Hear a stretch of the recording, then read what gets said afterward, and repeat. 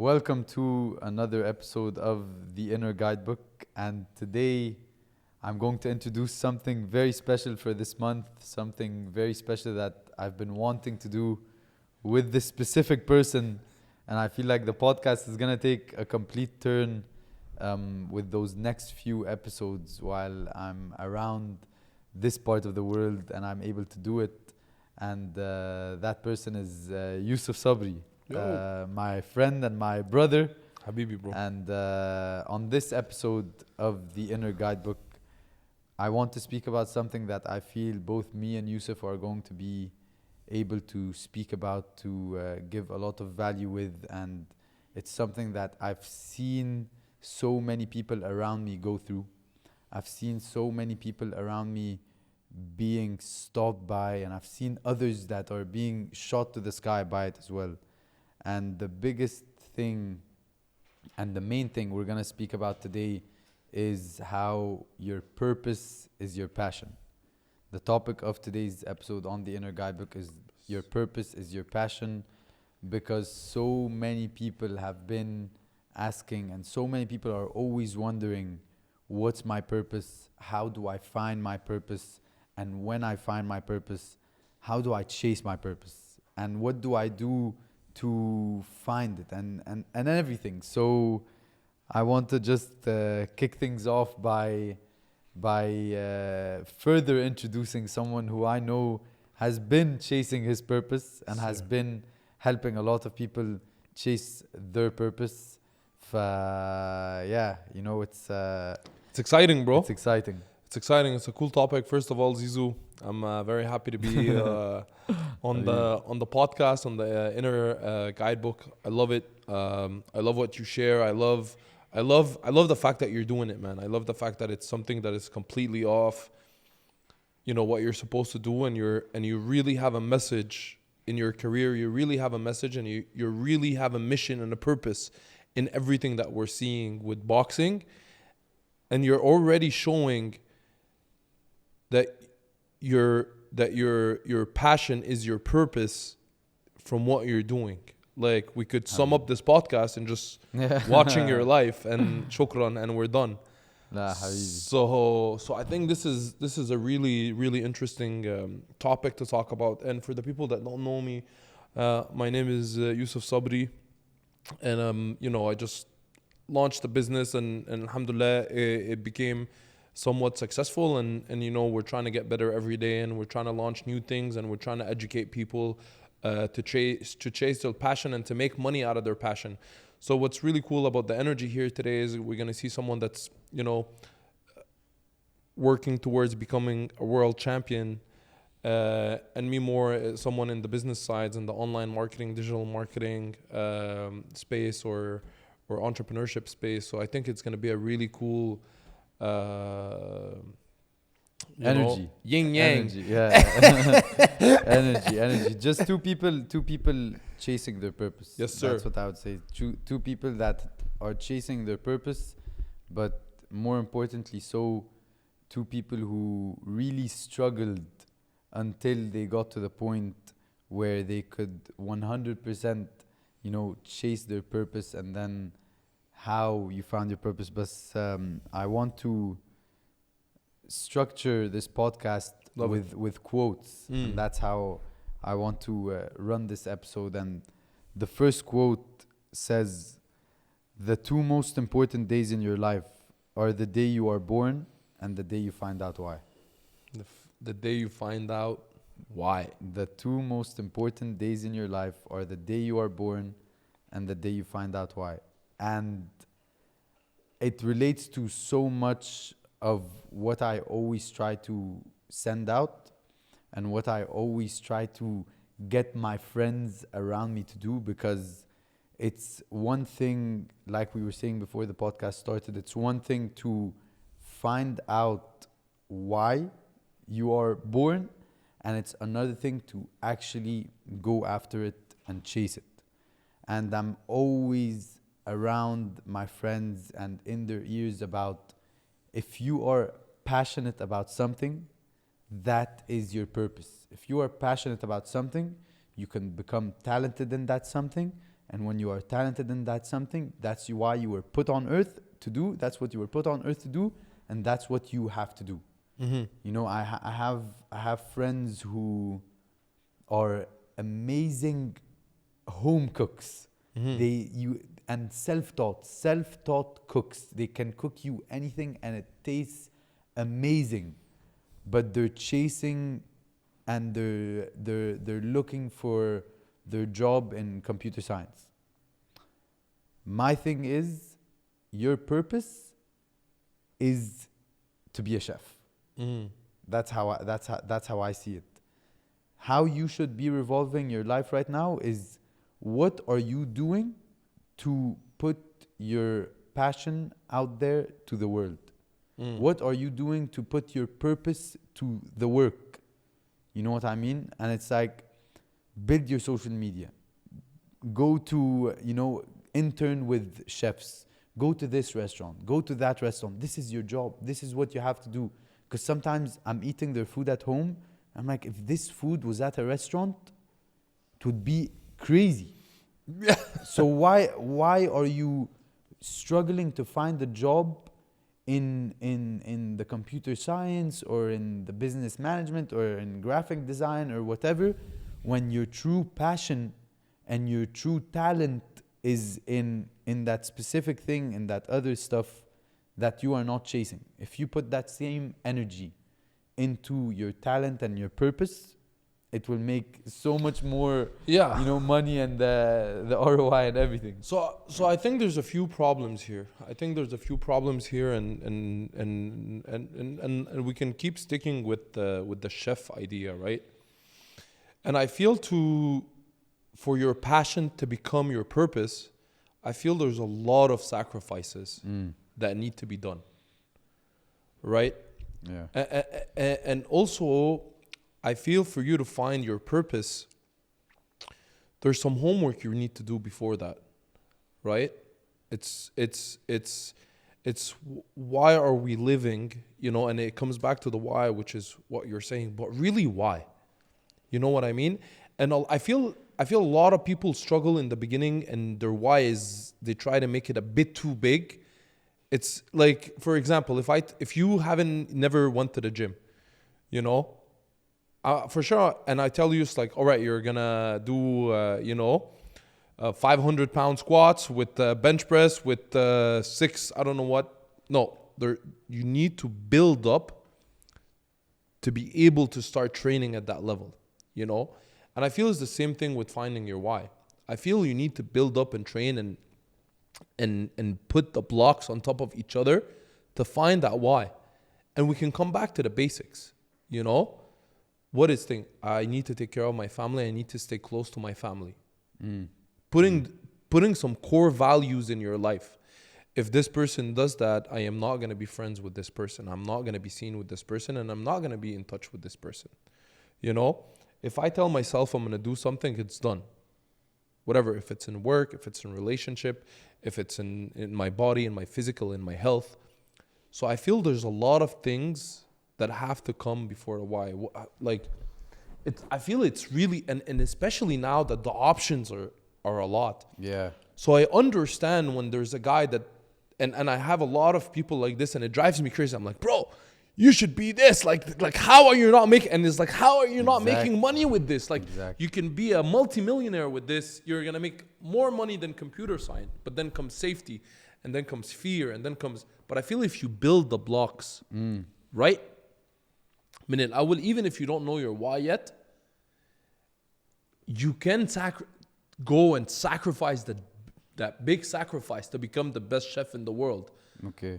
But if you don't really have the blocks of the why, كلهم, I don't think you're going to be able to do that sacrifice, because it's hard, Zizou. Yeah. How hard it is for you to be where you are today. Yeah, I love how you're talking about the why, and how you have to build up to chasing your purpose, and how you have to build up to working on your passion. So it's very important to speak about, the first point to speak about is, how do we identify our passion? how do we identify what our passion is? Because I was actually speaking to someone on the phone on my way here, and they were asking me what's the topic of the podcast, and I said that your purpose is your passion, because the questions I've been getting, I don't know what my purpose is, or I get this sentence so many times, I get this statement so many times: you're so lucky you know your purpose from when you're a kid. You're so lucky you know your purpose so early on. So I say your purpose is always your passion. But how do we identify our passion? And I think, and I touched on this minutes ago, when we're talking about how we identify our passion, it's important to know what makes you happy is your passion. What you are talented in is your passion. What you can do that so many other people can't do, that's your passion. And what you can do that so many other people have to work sometimes years and decades or months to get to what you're doing, that is your passion. Like I tell you, that the chefs I know who are self-taught, I know some other people who have been to cooking school and culinary school that can't do what the person who is self-taught can do. That's your passion.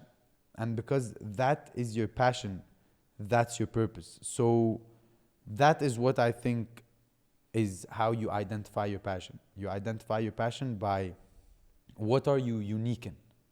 What makes you unique? What makes you happy? And even if it doesn't make you unique, even if it's not something special, even if it's not something that separates you from everyone, what makes you happy that you could do with so much happiness? And because you do with so much happiness, you are going to do to your best of your capabilities, and you are going to do better than so many people in that field who are not doing it because they're happy about it. But what do you think is the way to identify your passion? What is your scope? What is your angle on identifying your passion? It's what I do, and I don't feel the time. Yes, it's what you do, but you don't feel the time when you're doing it. Yes, exactly. Like, that's your passion. That's definitely my passion. It's not like, and that's when I knew that I'm gonna open that company. You know, I used to edit for 18 hours a day. You know, and I just, it was normal. It feels, and even when I come to work, like we've been filming here before we filmed this, we were filming something else for an hour, and now we're filming this. You know, like I don't feel it's work. You don't feel it. I'm not working. And this is like, and this for you is work as well. Yeah. It's not work, and we're not looking at our watches, and we're not working that we have to do suhoor in a little bit, and we're not worried we're not even worried about it. It's the energy you get from it. It's the energy you get from it, and this is actually my second quote, and that's what makes it amazing. It says, passion is energy. Feel the power that comes from focusing on what excites you. So it's the power you feel, it's the energy you feel from doing what excites you. I love that. That is your passion. That is your passion. And I love how you touched on that energy, which then brings me to the next point I want to touch on this topic. And it's I've found my passion. I've discovered my passion, and now I feel like I've discovered my purpose, and I've decided to go after it. And I've been there, you know, I am there. I'm going after my purpose. I feel like this is my purpose. I feel like I am put in this sport to do something through the sport. I don't think that I'm in the sport of boxing for the sport to really accomplish all I have to accomplish in the sport of boxing, to be the first world champion from Saudi Arabia, or the first world champion from the Arab world, the undisputed, unified, multiweight. I don't think this is what my purpose in it is. If it is, it's great. A tool. I love it, you know? But I feel like exactly it's a tool. I feel there's something I'm gonna do through boxing. And it's lovely that you don't know yet. You're like, there's something. There's something that I feel like I'm going to do through boxing. But then of course, now that I'm chasing my purpose, chasing my passion, all the obstacles and all the hurdles are going to start to appear. So this is my message. You know you're doing something right when obstacles and hurdles start to appear double and triple and quadruple the amount that you are usually having to face. So I have a question for you, Zizu. So the question for me, so about the hurdles and the struggles and all this, do you feel your passion, is it a selfish? Are you being selfish about your passion? Or are you being selfless about your passion? So, and purpose. Is your purpose a selfish thing or is a selfless thing? And I feel this is very important to be able to go through these hurdles and so on. How do you put that? To be able to go through these, to be able to overcome the obstacles on your journey of, chasing your purpose and chasing your passion, you need to understand that one day you are going to have to be selfless and the other day you are going to have to be selfish. Okay, There I like isn't that. I love exactly that. there isn't a given rule to overcoming obstacles and overcoming hurdles. You need to understand that today I'll be selfless to get over this hurdle. Tomorrow, sometimes you have to be selfish to get over the other hurdle. I love that. You will face problems, you will face obstacles that are going to require for you to be selfish. And there's no problem with that. The problem is, the bigger problem that sometimes gets us not to go through it is thinking that there is a problem in being selfish to get through a problem. If the only way you could get through it is to be selfish, if the best way, not the only way, if the best way, if the better way to get through a problem, Or the is way to that be- you have. Exactly. If the only option you have, if the best way you have, if the better way you have to get through a problem or an obstacle is to be selfish, then do that. Then that is what you're supposed to do to get through the problem. But know that if you are selfish today, it doesn't mean that you have to be selfish tomorrow. It doesn't mean that you have to be selfish the day after. You could be selfish today and then face another problem tomorrow and be selfless then. Mm-hmm. So to answer your question, I feel like chasing my purpose and my passion and the obstacles that I have to overcome, especially given how rare the journey that I'm on is that I have to sometimes be selfish and sometimes I have to be selfless. And I was talking to my manager, Paul Smith, he's a former fighter and a former world champion, and he's been there, done that, and World accomplished. class. Yeah, and he's accomplished all. And he told me that, I love how you're doing this for your parents, for your family, and you're always talking about it's for Saudi Arabia, it's for the vision, it's for the future. He said, but you need to understand that somewhere along the journey, this is going to change. And what I want you to understand even more is that it's okay for it to change. I love it. He's like, you're not a different person when it changes. And he's like, not because it's going to change, it doesn't mean that the other one has went away. Both are still there. But when you start feeling that part of, okay, this journey is for me. This win is for me. These improvements I'm making are for me. You need to take this decision for you. I need to take this decision for me. He said, not because you are thinking that way, it means that you are a different person or you are a wrong person. So yeah, I feel like today you could be selfish and tomorrow you could be selfish. But I wanted to talk to you about what do you feel are the biggest obstacles or the obstacles that are gonna take a toll on you most when you are going through the journey. What are the obstacles you feel? Because I already have something in mind. What are the obstacles you feel that are gonna take the biggest toll on you, and what are the ways we could get through it? How could we get through the obstacles? I love it, bro. I think the biggest obstacle is self-confidence. Ooh. So I think the biggest obstacle is self-confidence. And with that attached is there's going to be a lot in the beginning of whatever you're chasing. there's going to be a lot of people that are worried about you, close people that are very worried about you and don't want you to fail. They've never done what you're trying to do. They've never tried to do what you're trying to do. They're worried about you, which could be your father, your mom, and whatever. So the most important thing here is self-confidence. How about you, Zizou? You know, when you spoke about the... I'm not gonna say how to defeat it yet.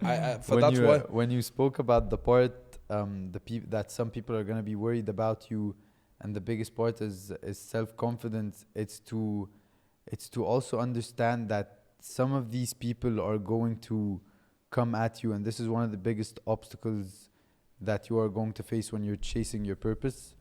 When you feel like the closest people to you are the ones who are coming at you the most. Yep. With the sentence that this isn't realistic. This isn't realistic. Think of something realistic, you know, and it affects us the most because these are the closest people to us. That you're waiting for them to say something. Exactly. You're waiting for them to support you. You're Uplift waiting you. for them to uplift you and to be there with you on the journey. And they come at you with that sentence of what you're thinking about isn't realistic. I just want to say this. If it's someone close to you, or if it's not someone close to you, something realistic is only as realistic as you make it. 1 billion%. Something realistic is only as realistic as you work for, as you study for, as you think for. It's only as realistic as you make it. So if you are putting in so much work to make it so realistic, don't expect from them to see how realistic it is for you when they haven't put in the work for them. 100%. So they haven't put in that work for it to be realistic for them. So how are they going to see it as something realistic? So don't take it personal. Don't take it to heart. Even if they are the closest people to you, people fear what they don't understand. They just don't understand what you're about to do. They don't understand the journey you're about to go on, and sometimes they don't even understand how good you are. Sometimes they don't understand. They don't even know what good is, bro. Yeah. They don't know what good is. They don't know what good is. They don't know anything. They really don't know anything. They're just thinking out of emotions. They don't know what good is, and it's very important to know that you should expect the closest people to you to sometimes support you and uplift you. But what's more important is, when are you expecting them to do that? So I have a question for you, Zizou, like in fights and so on, like, cause I don't have anything in my life that I'm on a very close timeline that I have to feel good now. You know, it's like if something happened, my dad told me something that hurts me, like it's fine, tomorrow, like the business is not gonna close, you know? Yeah. So how do you deal with it when you're like 4 days out of your fight or something, and someone very, very close to you says something that disbalances you, or something does something that disbalances you on a very short, like 4 days out of the fight? Yeah. You know? In the locker room before my last fight, I was speaking to my coach, and you know my coach, a Hall of Fame coach, and you know he goes down in history as one of the best to do it, and you know he's just very experienced mentally. So I was speaking to my coach in the locker room, and I'm telling you, minutes before the fight, and I'm telling him, if only I could get myself as calm as I am in sparring in the fight, then I'll be good in the fight. And he looked at me and he said, if you should have thought about last week. He said, now it's you have to. He said, now is when. He said, now there is no if. He said, what do you mean if? He said, we're about to fight, right? We're about to fight. You will get yourself as calm as you do get yourself in sparring in the fight, because that's the only way to win the fight. Then you will do that. How and if, you should have thought about last week. And he said that, and I'm telling you, minutes before the fight. That's crazy. So that relates to what you're saying and what you're asking me about, because the week of the fight, if someone comes to me after 2 and 3 months of me training and preparing so well for that fight, and I've equipped myself with all the tools that I need to win that fight, and someone from the outside who hasn't put in the work I have, who hasn't put in the hours I have, who hasn't put in the time I have, says, I don't think you'll win the fight, I honestly don't care if you think if I'll win the fight, no matter who it is. But that's mental. That's some mental You know muscles what? right here, bro. It's not, but it's not though, it's that obstacle we were talking about of being selfish. Love it. It's now is that time where you need to be selfish. Don't feel guilty if your uncle, your grandma, your grandpa, your father, your mother, your brother, your sister, even if they're so close, and sometimes it feels guilty to be selfish against them. In that situation, when you're in my situation where I'm about to go into the biggest fight of my life, if one of them had come to me and said, I don't think you are going to win that fight, I would have to take the selfish way of dealing with that obstacle, and maybe, muting their WhatsApp messages. For sure.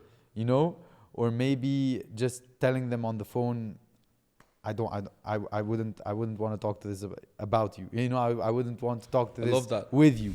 So be selfish in that time. And sometimes being selfish, even, you don't have to say anything to them. You don't have to do anything about it. Take what they say in one ear, out the other. And don't feel guilty about that, In the beginning, when I was starting to realize what my passion is, when I started realizing what I enjoy video editing and I want to launch something, or I just want to learn something into media.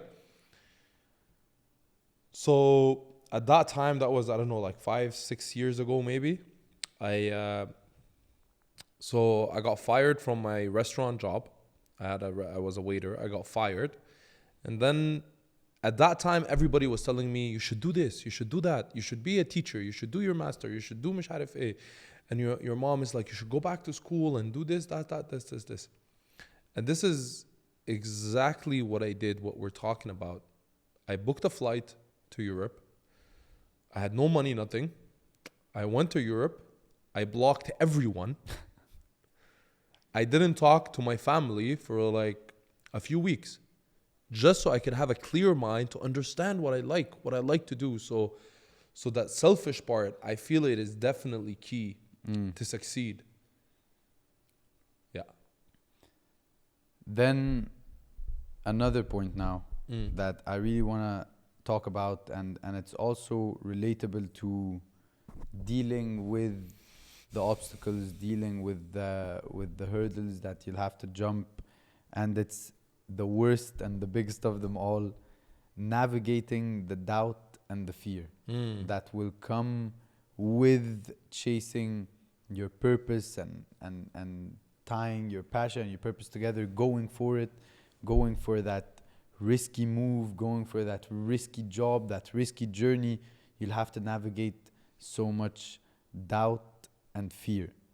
And the way that I will have to stress the most, the best way to navigate doubt and fear is to just think about, you are navigating doubt and fear. You are not trying to show doubt and fear the exit. Doubt and fear know no exit. They do not know what an exit is. You cannot show doubt and fear an exit. What you do with doubt and fear is you navigate them. You know when to push doubt this way, you know when to push fear this way, and sometimes you know when to push fear this way and doubt this way. Sometimes you know when to bring doubt and fear close to you, and sometimes you know when to bring doubt and fear further away, when to bring them further away from each other, and when to bring them closer to each other but further away from you. So you navigate doubt and fear. It goes wrong completely when you try to show doubt and fear the exit. Okay. Can you tell me, Zizo, the difference between doubt and fear for you? What is doubt for you and what is fear for you? So fear is what stops you from doing it. Fear is what stops you from doing it. That's why I always say it's okay to be doubtful but it's not okay to be scared. You know, it's to be scared of something means you are not gonna do that something at the end. But to be doubtful of something, it means you are gonna do that something at the end, but you are just worried about how you'll get it done. You are not doubting if you will get it done. You are worried about how you will get it done.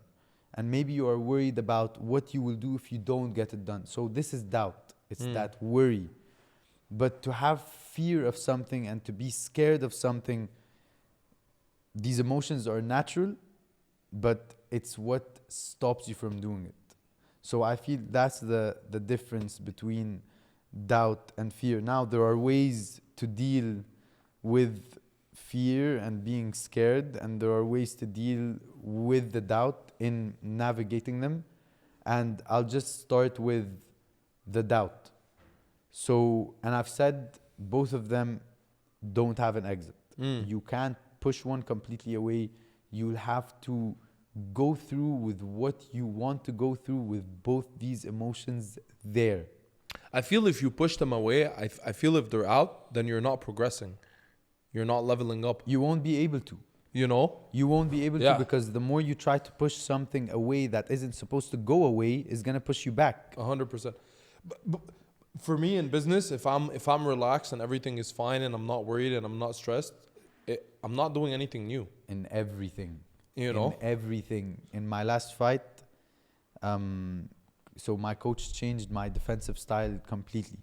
So now I have my lead hand. It's a bit more like down here. Yeah, we don't see this style anymore, by the way. Yeah, exactly. It was kind of very weird for us to watch it, because this is like, it's kind of a bit old school, and you're bringing it back. Yeah, exactly. So, like I said, people fear what they don't understand. And so I expect a lot of people to not understand the style that I'm bringing back. Yes. And to fear it as well. And to start saying, okay, you could do it, but just be careful of A, B, C, D, E, F, G, everything. They're saying about everything I need to be careful of. But then one commentator said something perfect. And he said, I like how and he said, you can see Zizo has his lead hand down. He said, it's a more relaxed stance, and it does invite more punches. You just have to be a lot sharper in defending, which is okay. It's what I've been in camp for 3 months doing. He said it does invite punches, but it looks like it's keeping him more relaxed. And that's what I love the most. So it is risky. It is old school. It hasn't been brought back in a long time, but it's what works for me. It's what keeps me relaxed. And you said, when you feel relaxed, when you feel calm, when you feel, at zen, you do your best work. And that's everything. In boxing, in football, in business, in law, whatever it is. Before you go into the courtroom as a lawyer, if you're calm, you're going to win the case, For sure. Before you go into a fight as a boxer, if you're calm, you're going to win the fight. And that's why I always say, if you have it right mentally, you're going to win the fight. So if you have it right on the night, you're going to win the fight if you have it right mentally. And that's why Coach Buddy said, not if. Said it's now. If was last week, yeah. If was last week. If you're thinking about how calm you want to be, that was last week. So yeah, navigating that doubt and fear is very important. So navigate doubt by just knowing it's gonna be there, and navigate fear by knowing this very important thing, and it's knowing that being fearful of something and being scared of something are two different things. We have to stop relating them. So I didn't want to separate them in the beginning because I wanted to come to this point. Being fearful of something and being scared of something are two complete different things. I said you can't show fear and doubt and exit, right? But you could show being scared and exit. Being scared does have an exit. So being scared is what stops you from doing it. being fearful of doing it is what gets you doing it. That's the thing. If you are not fearful of it completely, you might do it, but you won't do it to the ability that will get you to go through it. So show scared the exit, because you will do it regardless of fear being there. That is courage. Courage is doing it while fear is there. Because I got confused in the beginning when you said you're like, doubt is when you're doubting, but scared is when you don't do it. But in the beginning you said like, you sometimes you use scared and sometimes use doubt. Then I'm like, how do you use scared if it's you stop doing it? Exactly. So a little bit confused. So now I get it. Now so just separate them, and you have to break them apart. Break being fearful of something and break being scared of something. I'm not scared. Apart. I'm not scared. Yeah, you're not scared. I'm not scared. You're fearful. I'm fearful. And it's okay to be fearful. And you need to use it. Exactly. And it's natural to be fearful. Because if you're not fearful of something, then you won't develop the courage to go through something. And a lot of people, Zizou, as soon as they feel that fear, that anxiety, they get scared and they stop. And that's the worst thing. I feel like you need to be acquainted with fearfulness. So tell us a little bit about your acquaintance with fear. So it's just, again, it's just knowing that it's natural for it to be there. So don't try to show fear and doubt the exit, because they won't ever go there. But then now, so you push scared away, right? And then doubt is okay to be there. Fear is okay to be there, because with them you're gonna develop courage. With fear you develop courage. With doubt you develop resilience. And so doubt equals resilience, and fear equals courage. And courage and resilience equals success. Love it. There is no way, zero. You are not gonna be successful at anything if you have the courage and if you have the resilience. If you have both of them, if in fighting you get knocked down, courage gets you up, resilience gets you going. Keeps you going. Right? You can't just have courage to get you up, and if resilience is not there, okay, you'll get up, but you lose the fight. Right? If you don't have courage, you're not going to get up, and that's how you lose the night. So if you get knocked down, that's why you always hear that saying, it's not over till you get knocked out, or if you don't get up after you fall. That's from you got knocked down, Zizou, in my second fight. Your second fight, right? In my second fight. How was that? Yeah. It's that mental battle where everything I've ever taught myself. And it was in the beginning of the fight too. Yeah. In the first round, was it? It was in the first round, in the last minute of the first round. So it was everything that I've taught myself mentally, I had to use to get myself to not only get up, but to know what to do when I got back up, to know what to do when I was brought down. So again, it was courage that got me up and resilience that kept me going. And that's how... And we finished the fight, ladies and gentlemen. And we finished the fight. But now, to touch on another point, when you're chasing your purpose, when you're chasing your passion, you need to embrace change. And I've spoken about, if you haven't seen my Embrace Change episode 2 of the Inner Guidebook, go and watch this episode before you hear this point right now.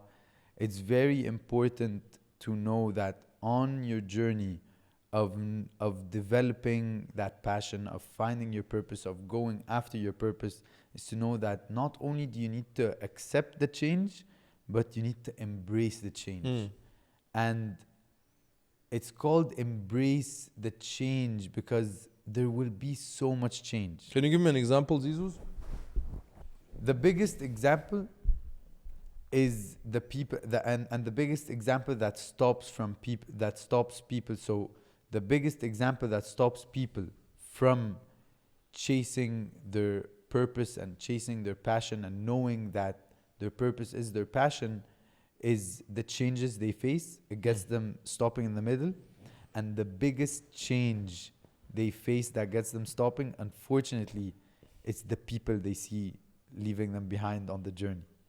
Sometimes it's the people they see that leave, and it's the things that they see that leave. For example, the friends that no longer want to hang out with you because you're always so busy working towards your purpose. Yeah. Now that you found your purpose, you're so busy and you're dedicating so much time and so much you think you're research. a big shot now? Exactly, and you're dedicating so much time, so much research, so much work to your purpose, and they think that you're a big you think you're a big shot now. Yeah. And they start leaving.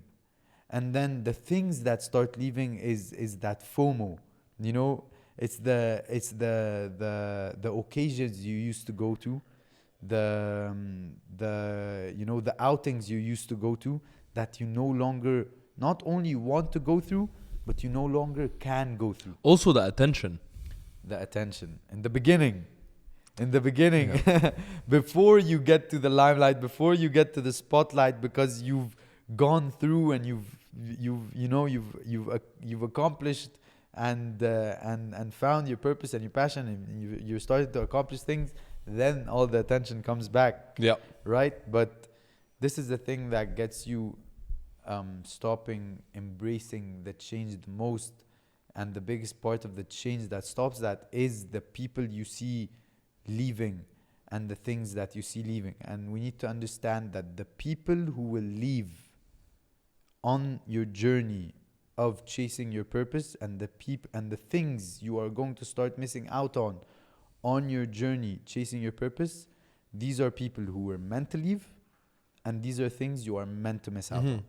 You know, these are places you aren't even supposed to be in to begin with, and these are people you aren't even supposed to have been dealing with to begin with. 100%. Because these are people who weren't really with you for you. You know, they weren't in your back. And I feel friendship, bro. Like 2 days ago, like I was talking about with my friend about marriage, and he's like, marriage is rizq. It's like you meeting someone is rizq. It's just like fishing.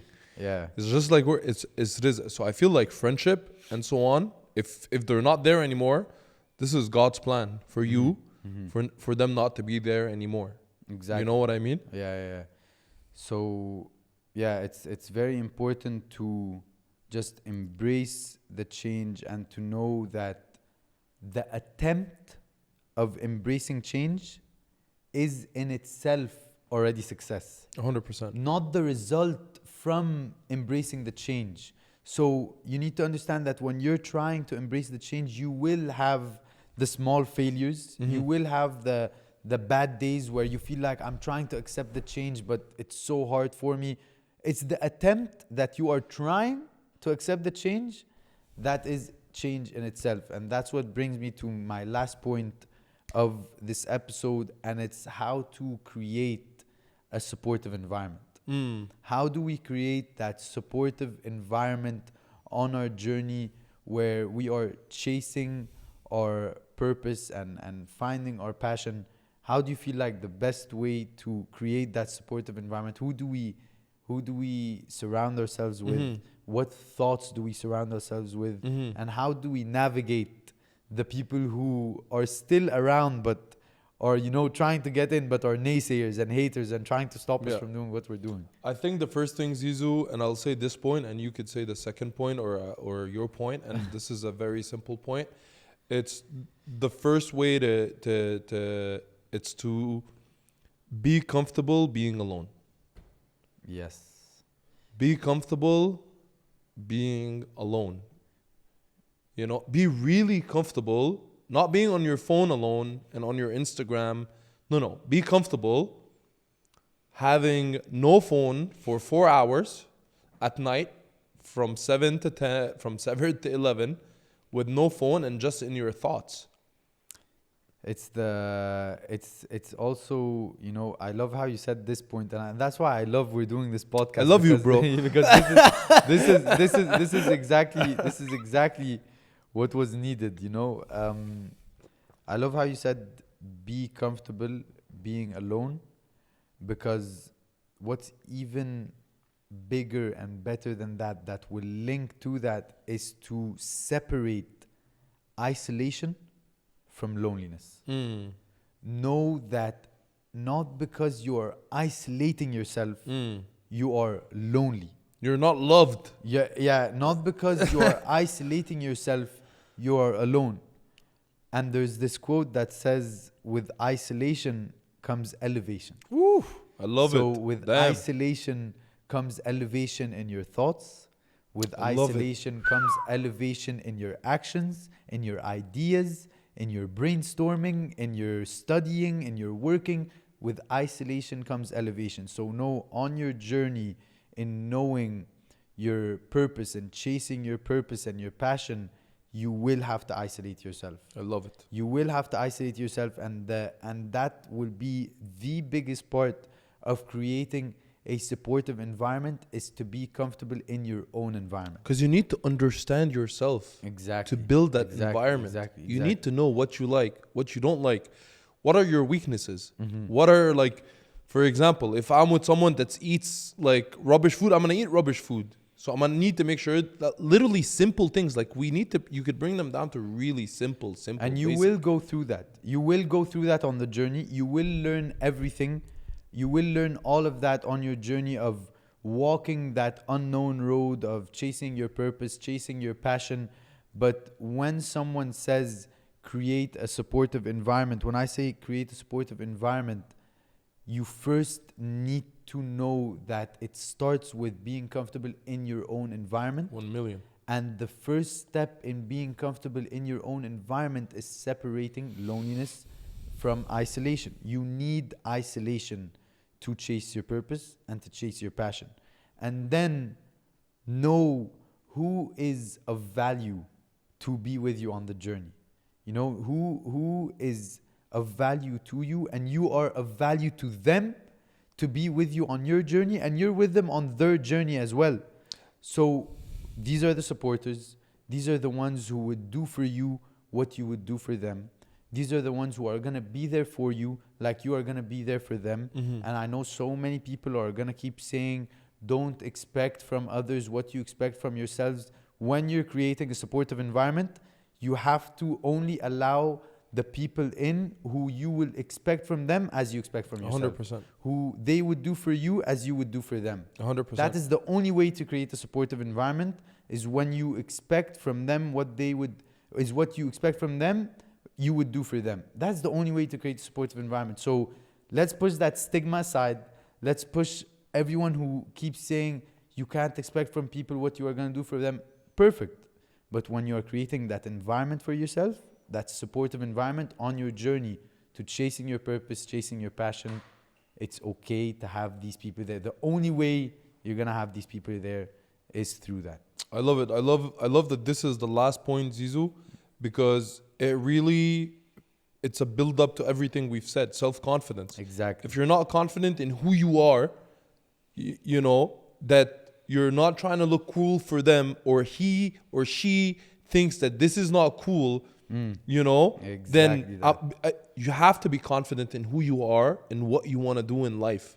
And I want to end with this. I want to end with the quote that will summarize everything we've spoken about. We've spoken about, you know, how to find your purpose, how to find your passion, how to embrace the change, how to overcome the obstacles, how to deal with the doubt and fear, and how to create the supportive environment. And the best quote that will change this is one I have here. It says, passion is the bridge that takes you from pain to change. Passion is the bridge that takes you from pain to change. And that was another episode of the Inner Guidebook. This was the end of the episode of the Inner Guidebook. You know, developing passion, chasing your purpose. And I'll see you at the next one.